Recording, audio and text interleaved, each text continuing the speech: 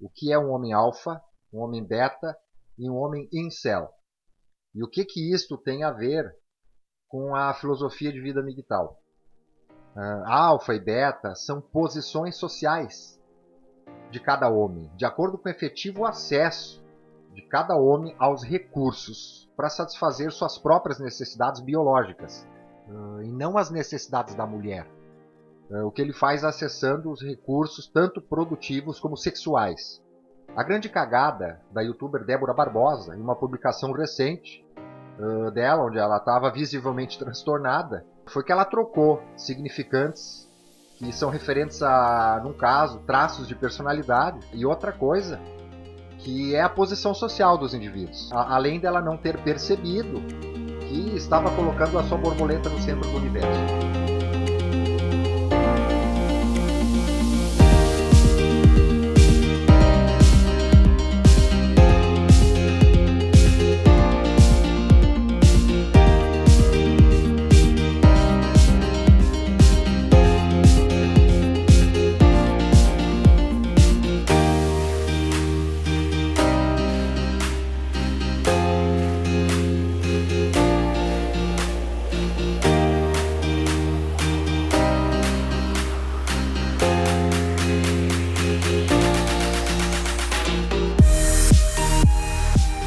Existe um bônus quando, dependendo do critério, a faixa de população oferece ou produz mais do que consome.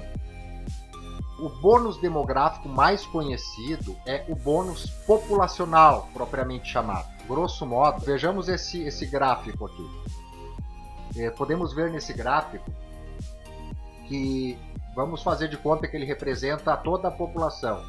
E a parte escura representa aquela população que consome mais do que oferece.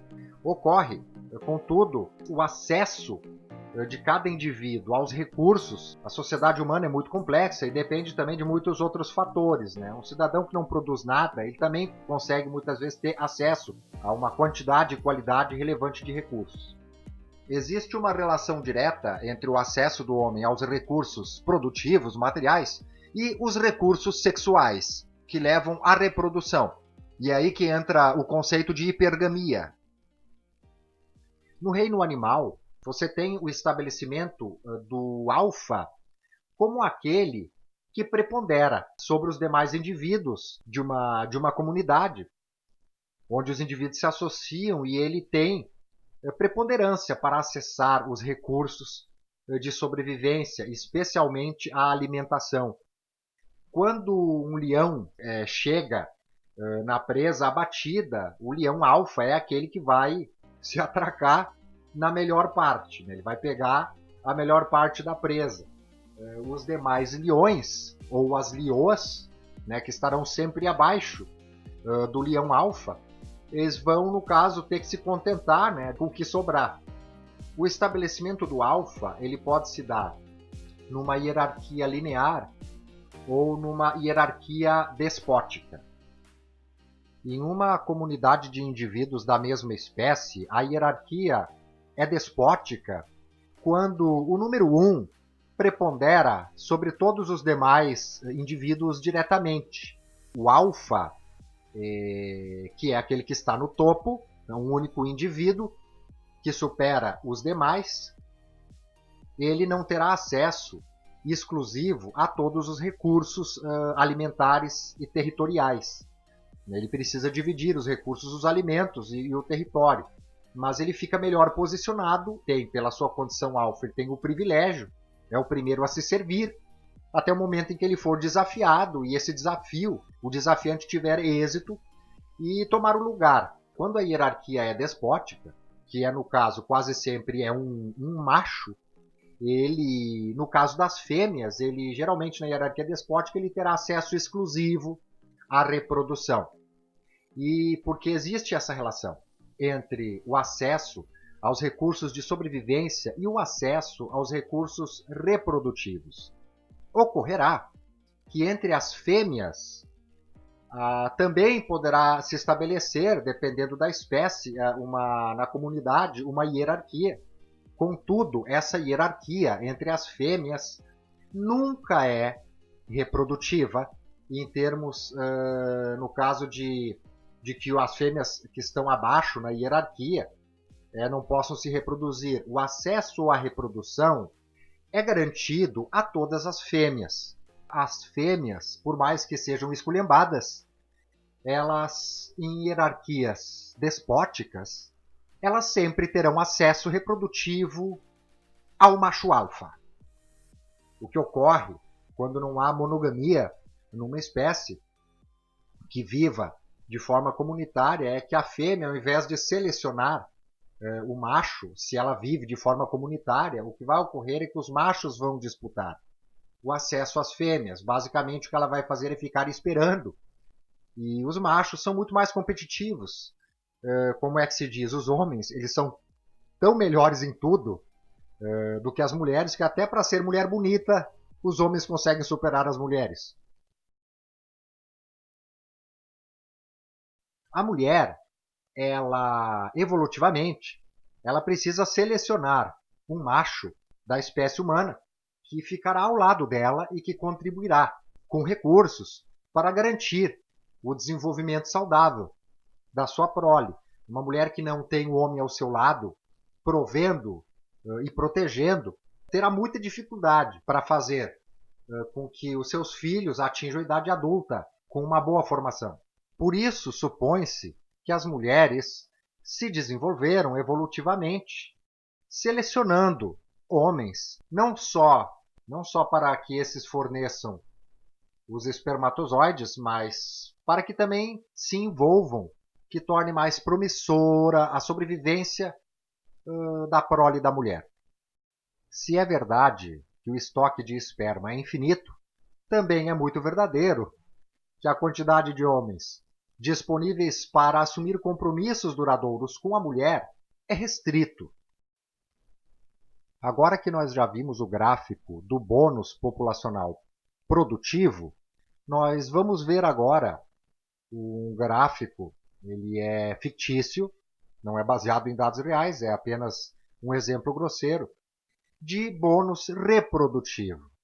E o bônus reprodutivo do ponto de vista masculino, que corresponde na população ao grupo de indivíduos do sexo feminino que despertam interesse em termos sexuais. É esse gráfico que está aparecendo aqui. Pois é, né? Esse gráfico aí é idêntico àquele outro, né? Pô, mas como é que pode ser idêntico, né? Como é que esse gráfico pizza ele é igual? Por uma razão muito simples. A mulher, em termos reprodutivos, ela é como uma flor.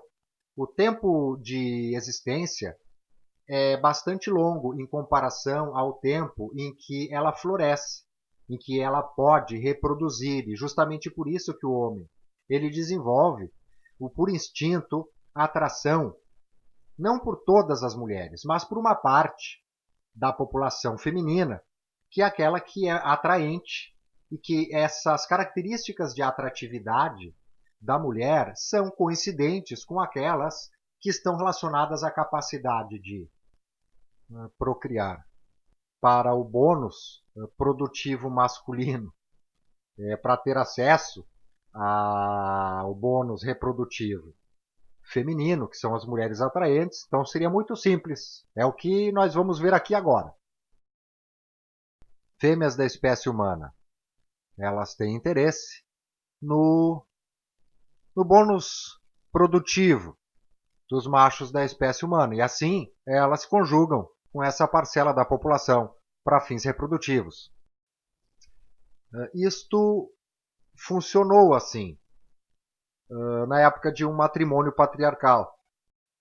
No tipo ideal de matrimônio patriarcal, a mulher ela casava virgem e cada mulher conjugava com um homem. Uma mulher 5/5, ela conjugava com um homem 5/5.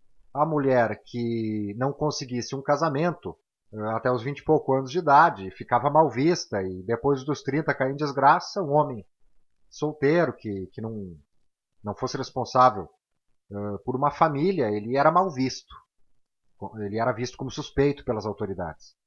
Todos os homens que pertencem ao bônus populacional masculino são férteis, além daqueles inúteis, que não produzem nada, nem prometem alguma coisa para o futuro, também são férteis. No matrimônio patriarcal, o interesse da mulher recai sobre o bônus populacional masculino.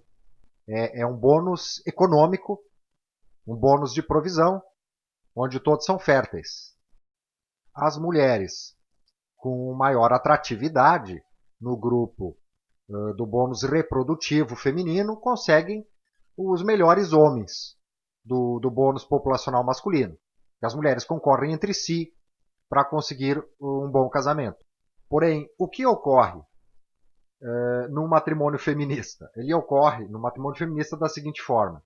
O interesse da maioria esmagadora das mulheres que compõem o bônus reprodutivo feminino, o interesse desse bônus reprodutivo feminino recai sobre 20% ou menos do bônus populacional masculino. Apenas os homens mais destacados, mais altos na hierarquia masculina, os que estão no topo, despertam o interesse. A quantidade desses homens diz respeito à regra 80-20, em que 80% das mulheres buscam 20% dos homens. Essa é a quantidade de homens que é o que desperta o interesse da mulher. E esta conta populacional não vai fechar, pois a maior parte do bônus masculino, se não ficará a ver navios encalhados, terá que se esforçar muito mais e se submeter a condições bem piores para ter acesso à mulher fértil.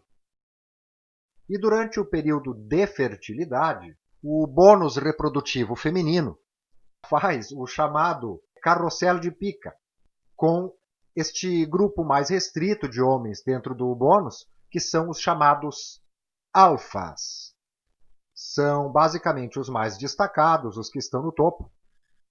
O destaque econômico, o status social, artístico, paisagístico, ou físico, né? Ou a conjugação de vários atributos que colocam esses homens no topo e que podem fazer o buffet.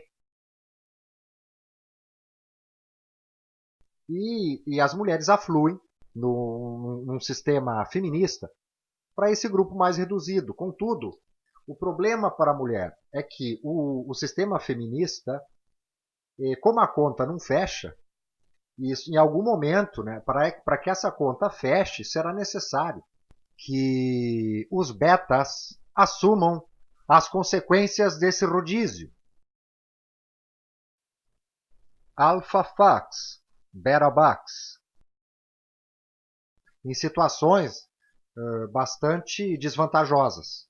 Especialmente que o matrimônio feminista ele vai adquirindo uma forma a beneficiar cada vez mais a mulher no relacionamento com o beta, um processo histórico em que o alfa, ele, como muitos dos alfas, não são todos, mas muitos deles, justamente por eles estarem no topo, eles fodem com a vida do beta, instituindo normas e regras e colocando o Estado à disposição da mulher, a fim de que o beta se submeta a todos os interesses da mulher no relacionamento, sem poder exigir muita coisa.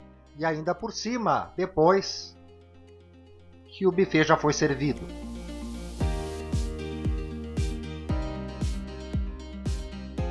Homem alfa e homem beta não são tipos de personalidade. Eles são funções ocupadas socialmente pelos homens e que têm implicações no acesso destes homens aos recursos produtivos e reprodutivos.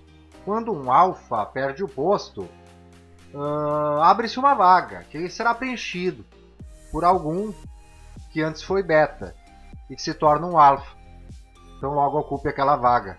É uma posição social do indivíduo, diferentemente de uma problematização que coloca a questão comportamental como o objeto de análise. Claro que, de acordo com a posição social do indivíduo, certas características de comportamento serão potencializadas. Elas têm mais a ver com esta ou aquela posição. É que um cidadão que é um beta, ele não vai do dia para a noite se tornar um alfa só porque ele acertou sozinho no acumulado da Mega Sena. Porque afinal, a questão humana ela é muito complexa, envolve questões psicológicas e, sobretudo, apesar de ser uma posição do indivíduo na sociedade, ser alfa e ser beta também tem que ser compreendido a partir do posicionamento do indivíduo que, às vezes, mesmo tendo acessibilidade aos recursos, que na cuca, muitas vezes, de um beta, que assume uma posição muito privilegiada em meio a outros machos da espécie humana, ele na cuca dele, ele continua sendo um beta. Mas a psicologia comportamental nem por isso é determinante. O indivíduo beta, numa condição atual de matrimônio feminista, é o escravo perfeito para subsidiar uma série de problemas cada vez mais iminentes do Holocausto das Encalhadas. O maior surto da história de mães solteiras, há medidas políticas demagógicas num sistema eleitoral que se reproduz atendendo pressões de grupos organizados, como as feministas, mas o boleto delas está chegando. Que, diferentemente do homem, a mulher, próxima aos 40 anos, ela encalha. E do encalhamento não tem mais volta. Enquanto o homem, na medida em que ele for progredindo, economicamente, profissionalmente, ele vai cada vez mais se valorizando.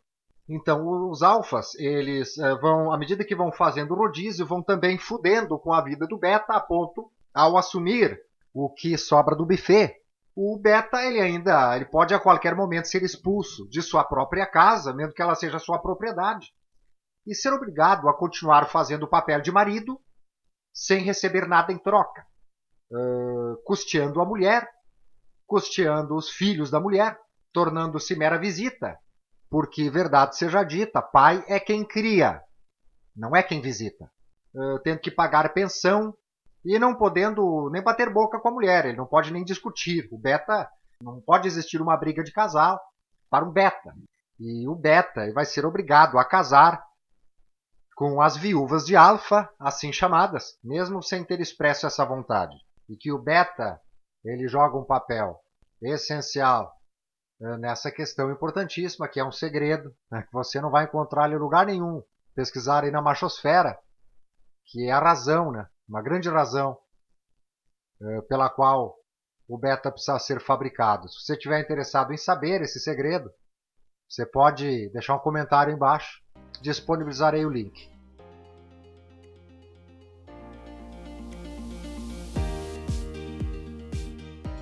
E o incel é outro tipo de homem, pela posição social e pela postura psicológica.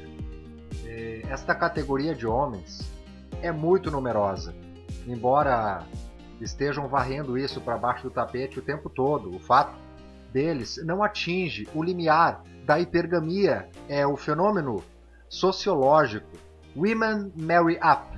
A mulher casa para cima, e quando o homem não tem recursos, é a maior vítima do sistema feminista, onde não existe nenhuma preocupação com esses homens, né? Ninguém se importa com eles, né? São carta fora do baralho, é um tema que, apesar da enorme importância, dado o número deles, é um número gigante, tanto não se fala muito a respeito deles, como eles mesmos não saem do armário, né? Pela questão da vaidade do homem. O homem ele é muito recalcado na questão de admitir as suas fraquezas, de admitir que ele não consegue realizar os seus sonhos, que ele não consegue satisfazer.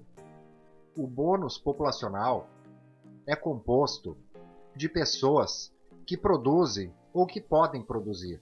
Diz respeito principalmente a uma faixa etária da população que vai do fim da adolescência até o início da velhice e dos problemas com a fraqueza e a senilidade da idade.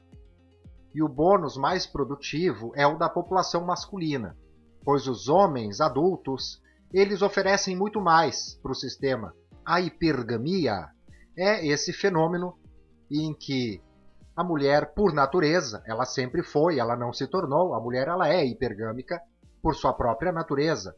Ela se conjuga com quem está acima dela. O feminismo não cria a hipergamia, ele apenas acirra a hipergamia das mulheres, de forma desfavorável para elas, já que a conta, como foi mostrado, não vai fechar. Mas as consequências nefastas, essas consequências, elas, para o incel, elas começam geralmente muito cedo. O homem, quando não consegue sair de casa, fica morando com os pais, não arranja um emprego, quando ele tem dificuldades econômicas, ele não consegue se estabelecer. Acaba que a posição desse homem em relação aos recursos materiais também vai se refletir em relação aos recursos sexuais. E ele acaba não tendo acesso ao sexo, enquanto outros homens, mais bem posicionados do que ele, não só têm acesso, como têm fartura.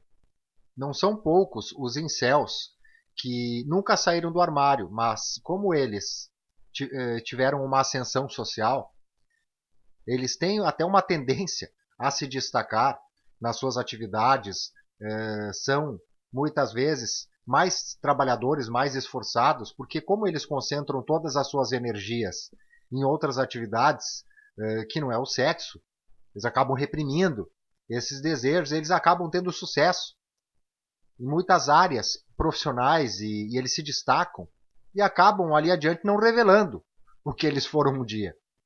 Talvez você seja fã de um e não sabe, mas isso quando mesmo com o sucesso, uma carreira bem-sucedida, com ganhos, adquirindo um destaque social, isso às vezes o incel ele continua nessa mentalidade. Muitas vezes a cabeça do homem não muda. A cabeça do homem ela continua sendo algo, mesmo que as condições do ambiente tenham mudado para ele. Existem características de personalidade que podem estar presentes tanto no alfa quanto no beta e no incel, porém elas estão mais presentes no incel, como por exemplo o sentimento de rejeição, a baixa autoestima.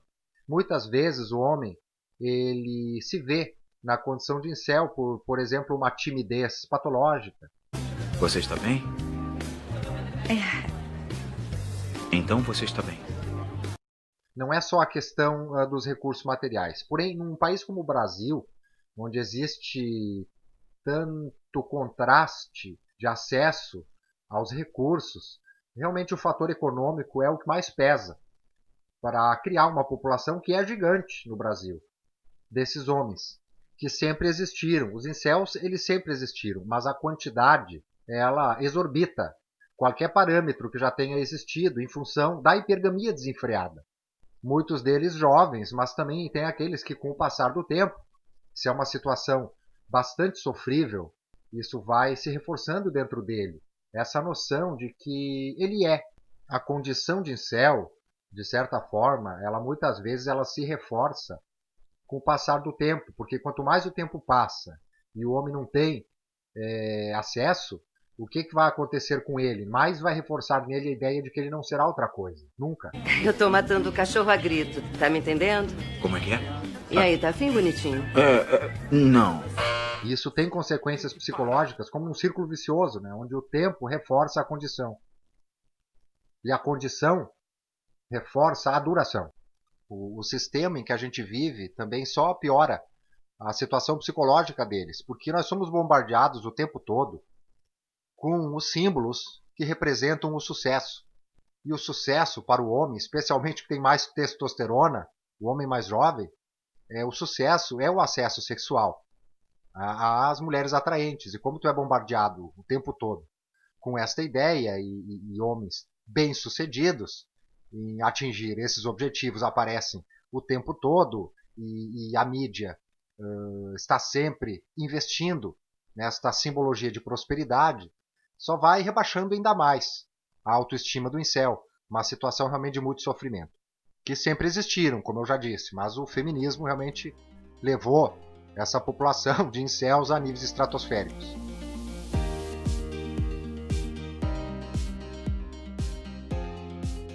Fazendo um resumão, alfas são aqueles que estão na preferência das mulheres. Betas são o plano B delas. E os incels estão fora dos planos das mulheres atraentes. Existem outras formas de se definir esses tipos de homens. Contudo, a relação da atratividade desses homens para as mulheres é um termômetro, um indicador de status muito confiável. Não pode ser ignorada a subjetividade da coisa, já que na cuca de um homem, a sua condição real não necessariamente vai corresponder ao que ele tem dentro de si. Tudo isso está fortemente relacionado às condições econômicas e à posição social, o status de cada homem, e o que nos leva ao conceito de hipergamia, que é uma verdadeira instituição feminina de ascensão social através da união conjugal. O nosso meio encara com a maior naturalidade que a mulher se torna aquele com quem ela se casa. Aplicada a mesma ideia ao homem, né? Aí ele é um golpista, ele é um cafajeste, ele é um malandro. Eu vou recomendar na descrição um vídeo muito bom do Junior Masters do Submundo Intelectual. Isto aqui não é um vídeo resposta, mas o Junior Master fez um vídeo resposta. Só não é excelente por dois detalhes que eu percebi até agora, especialmente, que o homem também é hipergâmico, e na verdade existe um erro de aplicação do conceito de hipergamia, já que para fazer uma afirmação dessas é preciso tratar como sinônimos a hipergamia e a dominância. São estas duas coisas apenas aspectos de um mesmo processo, mas não são a mesma coisa. E afirmar que o homem também é hipergâmico atende ao imperativo feminista, muito preocupado com as implicações no uso da linguagem. Como a hipergamia é uma coisa feia, embora seja uma realidade, vem a calhar inserir este adjetivo no universo dos homens também, de uma forma ativa e não apenas passiva. Grosso modo, a hipergamia é isso. Quando uma mulher que está desempregada arranja um emprego, ela, no mesmo momento, perde completamente o interesse por qualquer homem que esteja desempregado, como ela antes esteve. No momento que ela arranja um emprego, ela passa a se interessar, nem mesmo pelo colega igual a ela. A mulher consegue um emprego, ela se interessa pelo gerente. A mulher se torna gerente, ela se interessa pelo diretor. Finalmente, se ela se torna diretora, ela vai querer o Papa. E a consequência não poderia ser diferente que não a queda das taxas de natalidade nos países onde a mulher tem uma maior ascensão profissional, que é justamente de exemplos, nós temos exemplos fortes como Japão, China, Coreia do Sul, onde nem as fortes campanhas promovidas em todos esses países são suficientes para que a mulher não encalhe sem jamais ter tido um filho. E agora, o que é afinal? O MGTOW. Este tipo de homem é qualquer um, pode ser um alfa, um beta, um incel, que tomou a decisão de não casar e de não engravidar nenhuma mulher. Isso inclui não morar junto, devido às implicações matrimoniais feministas que acabam advindo da coabitação. Geralmente, os MGTOWs eles são betas, né, em sua maioria, mas eles também podem ser alfas. Bom, Pequeno Príncipe, mas por que um alfa vai querer ser um MGTOW? Meu amigo, um alfa, ele não precisa contrair um matrimônio feminista com mulher alguma, para que ele possa se satisfazer plenamente com as mulheres. Ele não precisa se submeter a isso. E existem outras questões também, mesmo que ele sinta essa necessidade, assim como os betas, eles acabam, durante a vida, vivenciando algumas experiências, porque apesar dos betas estarem mais vulneráveis às consequências do feminismo, o alfa, às vezes ele pode sofrer os respingos dessa situação de misandria, de normas extremamente desfavoráveis ao homem, eventualmente. Por mais que as normas sejam instituídas em prejuízo do beta, é impossível evitar que um alfa eventualmente não acabe tombando. Então, as experiências de vida dos alfas muitas vezes também conduzem eles a tomarem essa decisão. E o incel, finalmente, existe uma distinção, por definição, bem clara, entre o incel e o MGTOW. Contudo, o incel, eventualmente, entrando em um relacionamento ou outro, esse incel, ele vai acabar com esses relacionamentos, muitas vezes se decepcionando, se desiludindo e acabar se convencendo de que não vale mais a pena o esforço como está a situação, né? Está realmente uma situação muito desfavorável para o homem. Ele acaba também tomando essa decisão. Ainda mais para o incel, que tem que fazer um esforço bem maior para atingir uma situação, para muitas vezes se ver numa situação de muita vulnerabilidade. O símbolo do MGTOW, e MGTOW não é um movimento, é uma filosofia, um modo de vida e também uma palavra-chave para a tomada de consciência da situação, para intercambiar ideias. A sigla é um facilitador e com isso também vem se constituindo há alguns anos algo que pode até ser definido como praticamente um campo de conhecimentos politicamente incorretos e bastante racionais. A racionalidade é realmente um atributo fortemente presente no universo masculino e uma fonte de respostas para os homens que querem falar de seus problemas. A quantidade de homens que são, sem saber que são, é inestimável. Se você é um deles, ou não sendo também, deixa o like aqui no vídeo. Também é uma boa ideia se inscrever no canal. E ative o sino se quiser receber outros conteúdos, que vão ficar cada vez melhores.